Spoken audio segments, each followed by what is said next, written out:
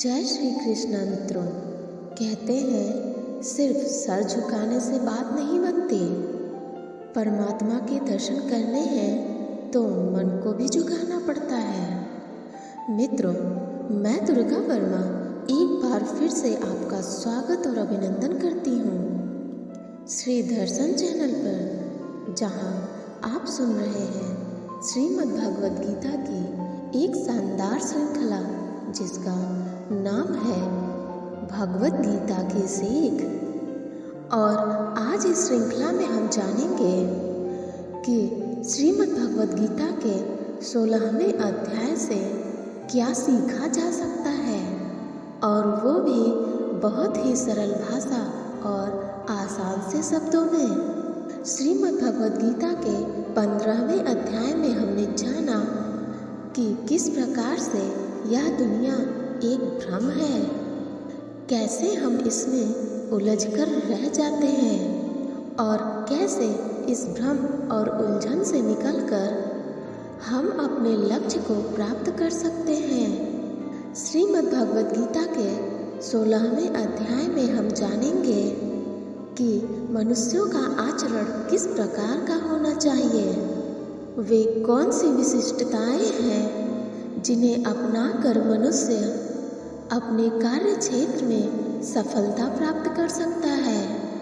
या अपने जीवन में शांति प्राप्त कर सकता है। तो चलिए मित्रों, मैं दुर्गा वर्मा आपको ले चलती हूँ श्रीमद् भगवद गीता के 16वें अध्याय के शिक्षाओं की इस अलौकिक यात्रा पर। कहते हैं अधूरा ज्ञान किसी काम का नहीं होता, इसलिए मित्रों इस वीडियो को पूरा देखिएगा और चैनल को लाइक और शेयर कर दीजिएगा। यदि चैनल पे पहली बार आए हैं तो चैनल को सब्सक्राइब कर दीजिएगा और बेल आइकन दबा दीजिएगा। श्रीमद् भगवद गीता अध्याय 16 देव असुर संपदा विभाग योग। मित्रों, इस अध्याय में भगवान श्री कृष्ण मनुष्यों में दैवी और आसुरी दो प्रकार की प्रवृत्ति का वर्णन करते हैं। दैवीय गुण धार्मिक ग्रंथों के उपदेशों के अनुसार सत्व गुण को पोषित करने और आध्यात्मिक अभ्यास द्वारा मन को शुद्ध करने से विकसित होते हैं। ये दैवी संपत्ति में वृद्धि की ओर अग्रसर करते हैं और अंततः भगवत प्राप्ति के लक्ष्य तक पहुंचाते हैं। इसके विपरीत संसार में आसुरी प्रवृत्तियां भी पाई जाती हैं, जो मोह अर्थात आसक्ति और अज्ञानता के गुणों की संगति से तथा भौतिक विचारों को अंगीकार करने से विकसित होती है। यह किसी के व्यक्तित्व में प्रतिकूल लक्षणों का पोषण करती है और अंततः आत्मा को नार के अस्तित्व में ढकेलती है।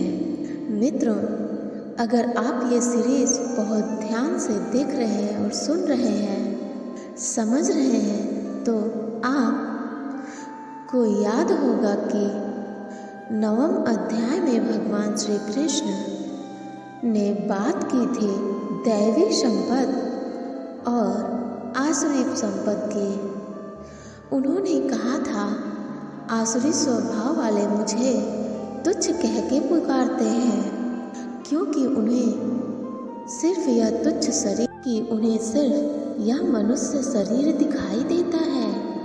आसुरी स्वभाव वाले मुझे सही स्वभाव से नहीं जानते हैं, लेकिन जो दैवी संपद वाले हैं वो मुझे अनन्य भक्ति के साथ भजते हैं, बहुत श्रद्धा के साथ में मेरा भजन करते हैं। दैवी संपद और आसुरी संपद दो बातें उन्होंने 9वें अध्याय में कही हैं, लेकिन 16वें अध्याय में वो यह समझाते हैं कि दैवी संपत्ति क्या है और आसुरी संपत्ति क्या है।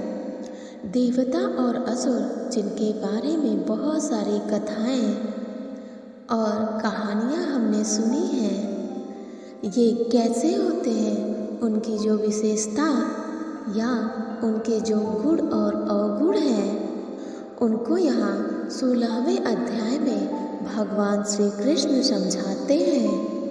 यहाँ भगवान समझाते हैं कि हे अर्जुन, इस संसार में 2 तरह के स्वभाव हैं, दैवी स्वभाव और आसुरी स्वभाव, यानी कि देवता के समान आचरण और राक्षस के समान।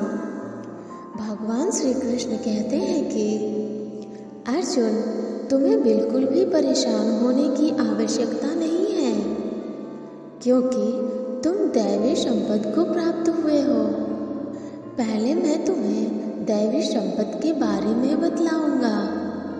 इस अध्याय के प्रथम श्लोक में भगवान श्री कृष्ण कहते हैं कि अभयं सत्त्वं शुद्धिर् ज्ञान योग व्यवस्थितिः दानं दमश्च यज्ञश्च स्वाध्यायस्तप आर्जवम्।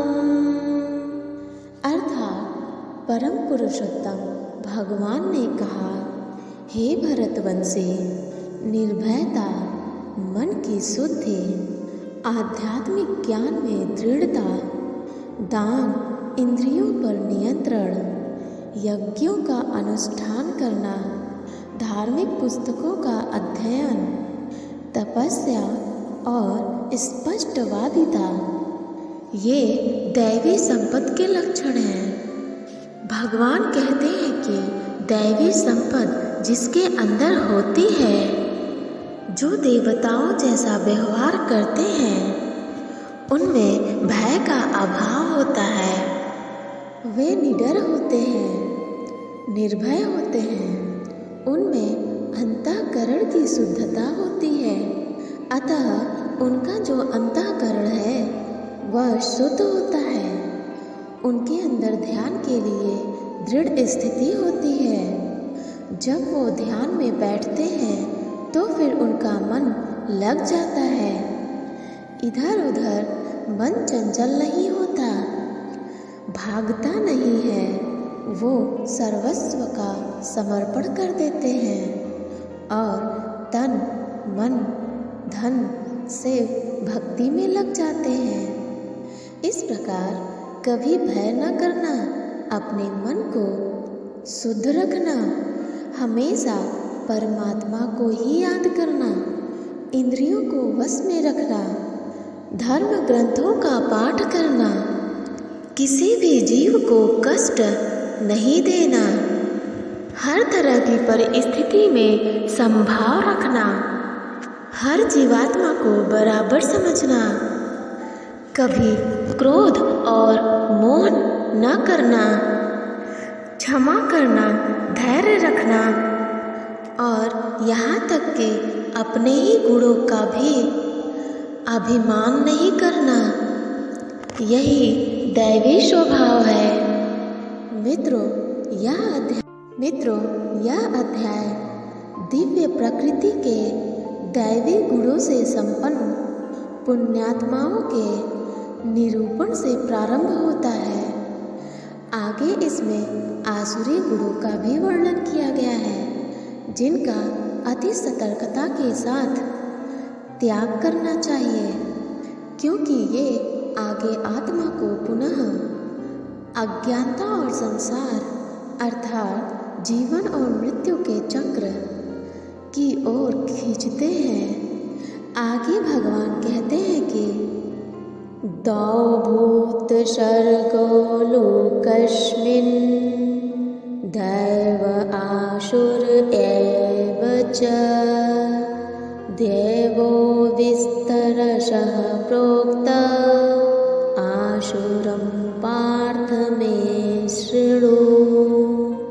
अर्थात संसार में 2 प्रकार के प्राणी हैं, एक वे जो दैवी गुणों से संपन्न है और दूसरे वे जो आसुरी प्रकृति के हैं। मैं दैवी गुणों का विस्तार से वर्णन कर चुका हूँ। अब तुम मुझसे आसुरी स्वभाव वाले लोगों के संबंध में सुनो। साथियों, आसुरी संपत्ति के बारे में भगवान श्री कृष्ण बतलाते हैं कि हे अर्जुन, घमंड, क्रोध, सांसारिक आसक्ति, घृणा, अज्ञानता, वासनाएं, ईर्ष्या करना और शरीर को इंद्रियों के वश में रखना आसुरी स्वभाव है। आसुरी स्वभाव वाले ना तो सम्मान से बात करते हैं और ना ही सत्य बोलते हैं। बुरे कर्मों से जिनका स्वभाव पूरी तरह से नष्ट होकर बुद्धि मंद हो चुकी है और जो इस संसार में सिर्फ विनाश का ही कारण बनते हैं, इन व्यक्तियों की इच्छाएं कभी पूरी नहीं होती। इन व्यक्तियों का सुख सिर्फ इंद्रियों के सुख तक ही सीमित है। वे हमेशा और अधिक वस्तुएं प्राप्त करने की इच्छा में ही लगे रहते हैं। वे हर काम को करने वाला खुद को ही मानते हैं। वे सिर्फ दिखावे के लिए ही धर्म और दान करते हैं। हे अर्जुन, दैवी स्वभाव से मुक्ति मिलती है, जबकि आसुरी स्वभाव से बंधन उत्पन्न होता है। आसुरी स्वभाव वाले लोगों को तो मैं बार बार असुरों का ही जन्म देता हूँ। इस तरह से आसुरी प्रवृत्ति वाले हमेशा नीचे ही गिरते रहते हैं। हे अर्जुन, काम, क्रोध और लोभ ये नरक के ही 3 द्वार हैं। इसलिए इनको जितना जल्दी हो छोड़ देना चाहिए। जो भी मनुष्य इन तीनों नरक के द्वारों को छोड़ देता है वह तो फिर मेरे ही आश्रय में आता है। इसलिए अर्जुन, तू शास्त्रों सहित इस दैवी स्वभाव को प्राप्त करके आगे बढ़ता जा। इस अध्याय के अंतिम श्लोक में भगवान श्री कृष्ण कहते हैं कि तस्माच्छास्त्रं प्रमाणं ते कार्याकार्य व्यवस्थितो ज्ञात्वा शास्त्रविधानोक्तं कर्म कर्तुर्मिहारहसि।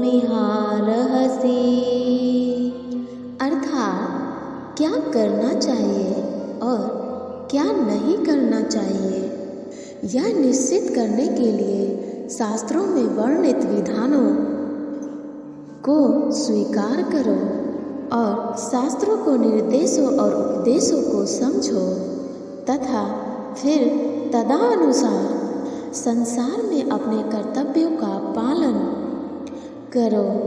भगवान श्री कृष्ण इस अध्याय का समापन करते हुए बतलाते हैं कि क्या किया जाना चाहिए और क्या नहीं किया जाना चाहिए, इसका निर्णय करने का अधिकारी केवल वेद शास्त्रों को ही माना जाता है। अतः हमें भी वेदों के वाक्यों को स्वीकार करना चाहिए। हमें इन वैदिक शास्त्रों विधि निषेधों को समझना चाहिए और तदनुसार इस संसार में अपने कार्यों का निष्पादन और दायित्वों का निर्वहन करना चाहिए। दोस्तों, दैवी स्वभाव और आसुरी स्वभाव दोनों हमारे हृदय में ही रहते हैं और लगातार हमारे व्यवहार और आचरण को प्रभावित करते रहते हैं। कभी आसुरी संपत्ति जब आ जाती है तो हम असुरों जैसा व्यवहार करते हैं और जब दैवी संपदा आ जाती है तो फिर हम देवताओं जैसा व्यवहार करने लगते हैं। अतः हमें अपने मन और इंद्रियों पर नियंत्रण करके अपने जीवन को सुखमय और सफल बनाने के लिए इन दैवी और आसुरी लक्षणों को पहचान कर स्वयं को दैवीय स्वभाव में लगाना चाहिए। और जैसा कि भगवान श्री कृष्ण ने मुख्य रूप से कहा है कि काम, क्रोध और लोभ ये तीनों नरक के द्वार हैं, तो हमें यह निश्चय कर लेना चाहिए कि यह हमारी सफलता के सबसे बड़े दुश्मन हैं और हमें इनसे हमेशा बचकर रहना चाहिए। साथियों, आशा है श्रीमद् भगवद गीता के 16वें अध्याय की यह सरल व्याख्या जरूर पसंद आई होगी। इस अध्याय से आपने क्या सीखा, हमें कमेंट करके ज़रूर बताएं। अगर इस वीडियो में मुझसे कोई भी गलती या त्रुटि रह गई हो तो मैं क्षमा प्रार्थी हूँ। मिलते हैं जल्दी ही श्रीमद् भगवद गीता के 17वें अध्याय के ऐसे ही आसान और सरल व्याख्या के साथ। तब तक के लिए अपना ध्यान रखें, स्वस्थ रहें, प्रसन्न रहें। जय श्री कृष्णा। राधे राधे।